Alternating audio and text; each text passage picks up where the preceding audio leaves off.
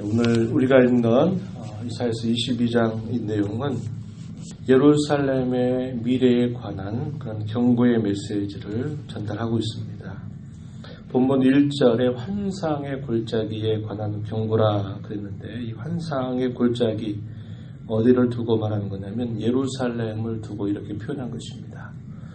예루살렘에 미칠 그런 재앙에 대한 그런 경고, 그것은 유다 전체의 운명에 관한 말씀이기도 한 것입니다. 당시 유다 나라는 정치적인 혼란을 겪었지만 여전히 그 나라가 완전히 패망한 그런 상태는 아니었습니다. 그래서 그 당시의 상황에 대해서는 2절 말씀에 보면은 소란하며 떠들던 성, 즐거워하던 골, 이렇게 표현했습니다.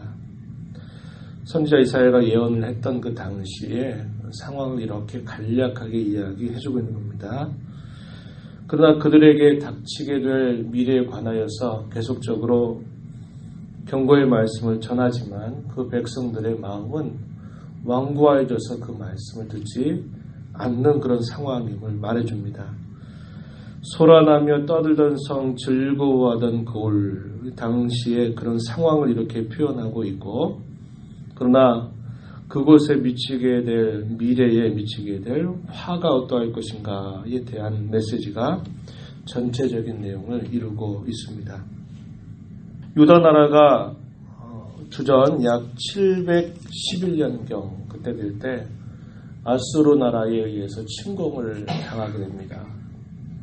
또 한 번 701년이 됐을 때 2차 침공을 받게 됩니다. 그래서 큰 위기를 만나게 되는데, 하나님께서 그 위기 속에서 유다가 어떻게 할 수 있는 상황이 아니었습니다. 당시의 왕이 누구냐면 히스기야 왕이었는데, 이 히스기야 왕이 있을 때 사네리비에라고 하는 아수르 왕이 침범을 해가지고 이 예루살렘을 완전히 포위하던 때가 있게 됩니다. 그때 18만 5천이라고 하는 굉장히 많은 그런 군사들이 예루살렘을 포위하기 때문에 이 예루살렘의 운명은 그야말로 풍전등화와 같이 이제 아무것도 기대할 수 없는 그런 상황이 되어버리죠. 그럴 때 히스기야가 하나님을 향해서 간절하게 기도합니다. 그러면서 하나님의 긍휼하심을 구하게 되자 하나님께서 어떤 역사를 베풀어 주시는가? 유다의 군사들이 아니라 하나님께서 천군 천사들을 대동해서 그 18만 5천이라고 하는 사람들을 하루아침에 다 패망케 해버리시는 기적을 하나님 행하시게 되죠. 그래서 그 아수르의 공격으로부터 그야말로 극적으로 살아나게 됩니다. 그러나 거기서부터 그 백성들의 마음이 하나님의 긍휼하심과 불쌍히 여기심을 통해서 그 백성들이 건짐을 받고 살아나게 되는데, 그것이 마치 자신들이 뭔가 잘한 것이냐 하나님께 돌려야 할 마땅한 영광을 돌리지도 않고, 자신들이 하나님 앞에 어떻게 해야 될지를 돌아보지 않은 채 자신들은 이런 큰 위기로부터 벗어났다 하는 그런 마음만 먹고 하나님을 향하여 그들의 마음을 돌이키지 않습니다. 그러자 아수르 나라가 망하고, 그리고 바벨론 나라가 마침내 이 유다를 완전히 포위해서 한 1년 반 정도 동안 예루살렘을 포위하게 되면서 이 유다가 어떻게 망하는가? 전쟁으로 칼로 죽은 게 아니라 포위당해서 굶어 죽게 되는, 굶어 죽게 되는 그런 일들, 자기의 자식들을 사람의 고기를 먹으면서 살 수밖에 없는 처절한 그런 모습을 통해서 마침내 유다 나라가 패망하게 되는 게 주전 586년에 이루어지게 됩니다. 그러니까 약 한 14, 15년 정도 동안이 지나가게 되면서도 하나님 앞에 돌이키지 않는 유다 백성들이 결국은 바벨론에 의해서 참혹하게 멸망을 당하게 되는 사건이 있게 돼요. 그러한 것들을 내다보면서 하나님께서 선지자 이사야에게 지금 이야기를 하고 있습니다. 환상의 골짜기라고 말하는데, 하나님께로부터 그런 많은 은혜와 사랑을 받고 하나님의 돌봄을 받는 그곳이 하나님을 향하여 범죄하고 그 범죄한 사실들 돌이키지 않는 일 때문에 마침내 참혹하게 망하게 될 것에 관한 경고의 메시지, 그것이 전달되고 있다는 겁니다. 5절 말씀에 한번 가서 보시면은 이렇게 표현했어요. 환상의 골짜기의 주만군의 여호와께로부터 이르는 소란, 여호와께로부터 이르는 발핌, 여호와께로부터 이르는 혼란의 날, 이렇게 표현했고, 거기로부터 들려지게 될 소리, 성벽의 무너뜨림과 산악에 사무쳐 부르짖는 소리, 이렇게 표현했습니다. 1차적으로 아수르 나라의 침공을 받게 되면서 그들이 당하게 될 그 어려움과 고통에 관하여서 이렇게 이야기해주고 있는 겁니다. 소란과 발핌, 혼란의 날, 부르짖는 소리, 이렇게 표현해서 아수르에 의해서 이 유다 나라가 징계를 받게 될 것에 관한 메시지를 전달했어요. 6절 말씀에 보면 엘람 사람은 화살통을 메었고 병거탄 자 마병이 함께하였고 기르 사람은 방패를 드러냈다. 여기 엘람 사람 그리고 기르 사람, 아수르에 속해 있는 그런 사람들을 말합니다. 아수르의 속방이었던 엘람, 이 기르 사람들이 함께 도와서 이 예루살렘을 침공하게 되는 일들을 이렇게 말하게 된 겁니다. 그러므로 말미암아 이 예루살렘이 소란과 발핌과 혼란의 모습을 겪게 될 것이고 부르짖는 소리가 나게 될 것을 이렇게 경고해주고 있습니다. 그들이 함으로써 유다에게 덮었던 것을 벗겨버리는 일이 나타납니다. 8절 가서 보면 그가 유다에게 덮었던 것, 유다가 덮었던 것, 그게 뭐냐면 요새를 말하죠. 그것을 벗겨버렸다라는 겁니다. 큰 위기를 만나게 되었다라는 것을 이렇게 표현하고 있는 말씀이에요. 그러한 일로 인해서 어떤 일들이 있게 될 것인가? 그들은 지붕에 올라가기도 할 것이고 1절 뒤에 보니까 내가 지붕에 올라가면 어찌함인고 이렇게 표현했습니다. 그리고 3절 또 가서 보면 너희 관원들은 다 함께 도망하였다가 화를 벌이고 결박을 당하였고 너희 멀리 도망한 자들도 발견되어 다 함께 결박을 당하였도다. 과거 형태로 번역이 됐지만 미래에 일어나게 될 일들에 관하여서 이렇게 표현하고 있는 말씀입니다.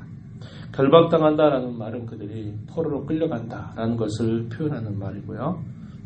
그들이 하나님으로부터 도움을 받아서 위기를 극복하게 되지만 그들이 극복하게 되면서 하는 일이 뭐냐면 8절 가속에서 보시면은 이렇게 표현합니다.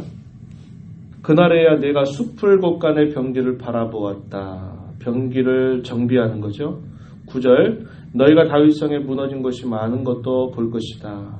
무너진 다윗의 성벽을 견고하게 하는 일들도 할 것이고 아랫목의 물도 모을 것이고 예루살렘의 가옥을 개수하고 그 가옥을 걸어서 성벽을 견고하게도 할 것이다. 또한 두 성벽 사이 저수지를 만들기도 할 것이다. 11절 앞에 표현되어 있습니다. 그런 어려움이 지나가고 난 다음에 그 백성들이 이제 정비하는 일들을 하는 겁니다. 그런데 그런 정비하는 일은 하지만 더 중요한 것을 그들이 하지 않는 겁니다. 11절 뒷부분에 가서 보니까 뭐라고 말하냐면 그러나 너희가 이를 행하신 이를 앙망하지 아니하였고 이 일을 옛적부터 경영하신 이를 공경하지 아니하였다.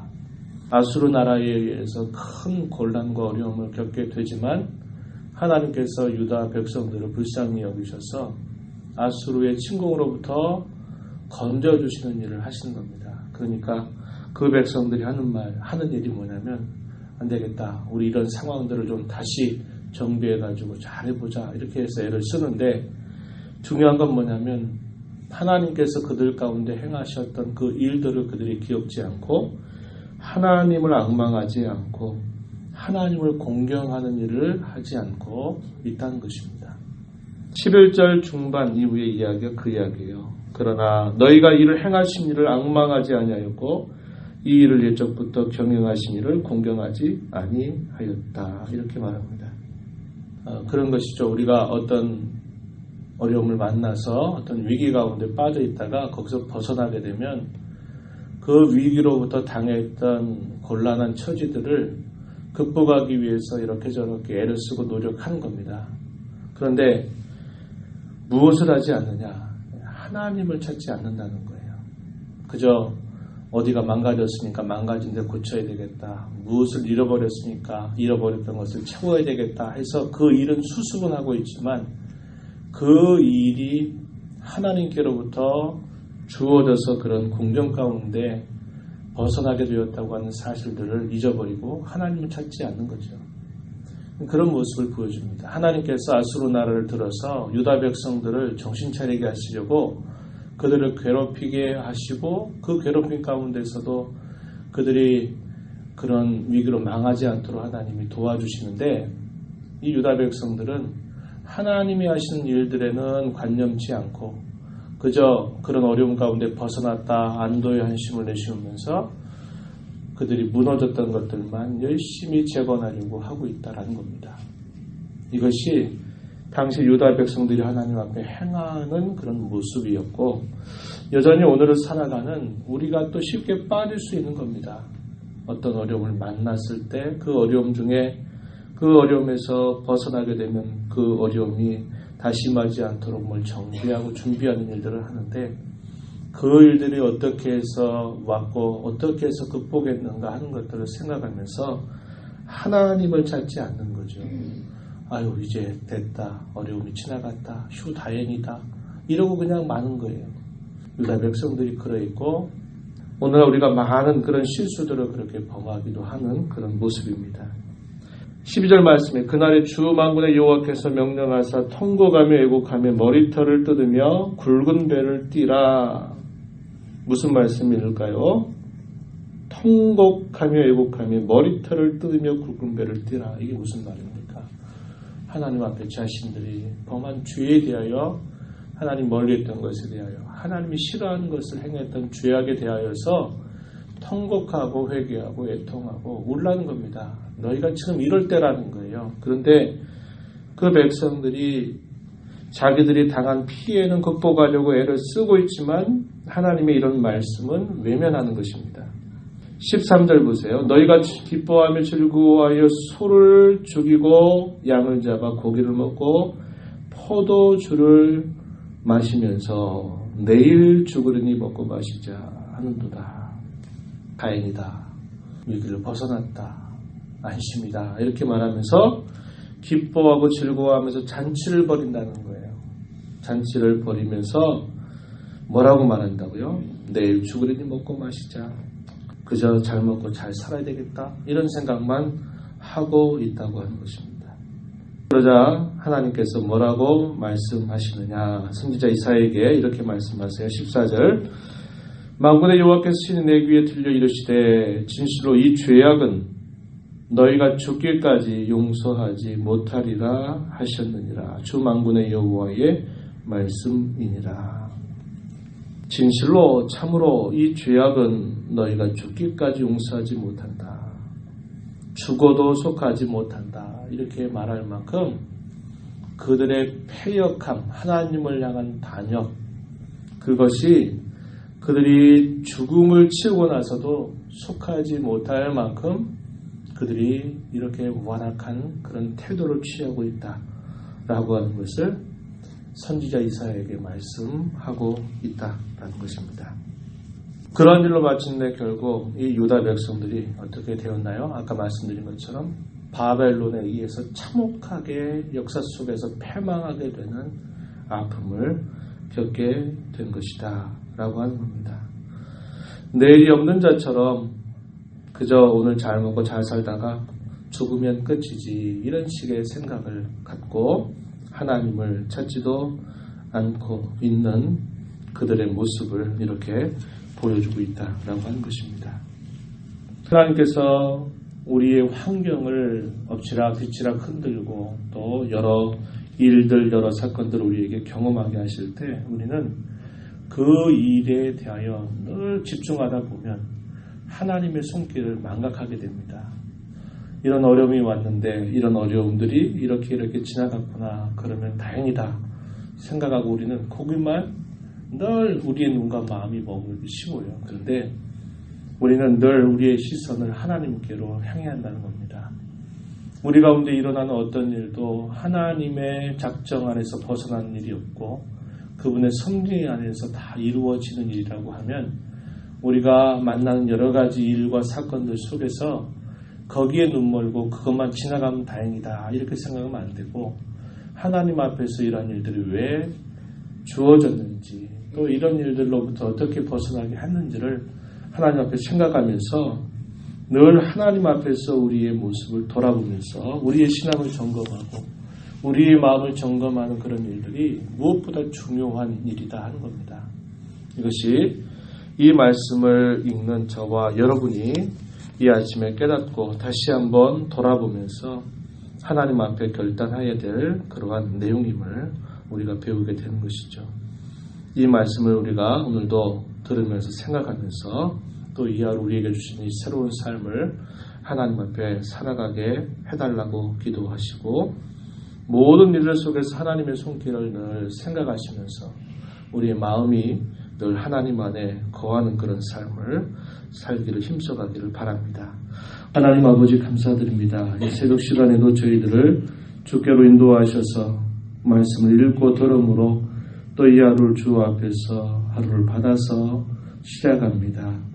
저희들의 마음이 항상 하나님의 말씀 안에 거하고 우리의 환경과 여건들을 하나님께서 주장하셔서 우리에게 인도하신 하나님의 손길이 무엇인가를 생각할 줄 알게 하시고 하나님께서 원하시고 기대하시는 것이 무엇인가를 마음에 살펴서 그저 우리가 이 땅에 살면서 오늘만 있는 자처럼 사는 것이 아니라 하나님 앞에서 늘 우리 자신들을 돌아보아 저희들의 걸음을 바르게 세워가는 복된 걸음이 되도록 인도하여 주옵소서.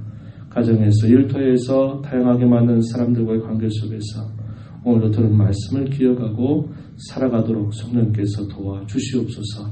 은혜의 보호자 앞에 나와 간구하는 심령들을 용납하시고 기도 가운데 하나님을 배우는 귀한 시간 되게 하시고 하나님과 동행하는 복된 하루의 삶이 되게 하여 주시옵소서.